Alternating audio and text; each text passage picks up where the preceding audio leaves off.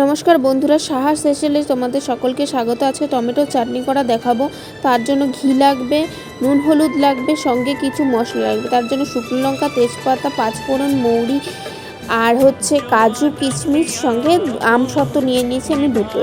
আর এই পরিমাণ চারটে পরিমাণ টমেটোকে কুচি করে নিয়েছি। এবার ঘি গরম হয়ে গেলে কড়াইতে তেজপাতা, শুকনো লঙ্কা দিয়ে দেবো, সঙ্গে মৌরি আর পাঁচফোড়নটাও দিয়ে দেবো।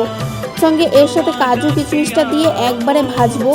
ভাজতে ভাজতে বেশি ভাজবো না, কারণ ঘিটা উড়ে যায়, গন্ধটা থাকবে না। তাই একটু টমেটো কুচিটা এর মধ্যে দিয়ে নাড়িয়ে চাড়িয়ে ভেজে নেব।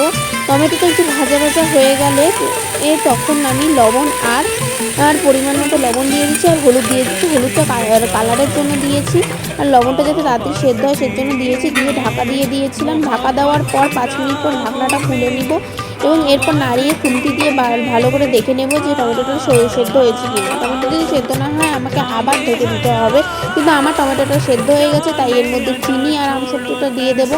চিনিটা ক্যারামেল করব আমি, বেশ ভালো করে নাড়াবো যাতে টমেটোর চাটনির কালারটা খুব সুন্দর আসে। আমি এখন যতটা ক্যারামেল করে করব, টমেটো চাটনিটা ততটা লাল হবে, ততটা সুন্দর কালার আসবে। তো আমি এখন জল দিয়ে দিয়েছি, ফুটন্ত জলের মধ্যে দিয়ে একটু ফুটিয়ে নেব এবং ঘন হয়ে আসলে এটাকে নামিয়ে পরিবেশন করব। যদিও বা চাটনি ঠান্ডা করে পরিবেশন করতে হয়, বাটিতে ঢেলে পরিবেশন করব। তো বাড়িতে সবাই এইভাবে বানিয়ে একবার চাটনিটা দেখবেন, খুবই সুন্দর হয়, সবাই প্রশংসা করবে। Thank you.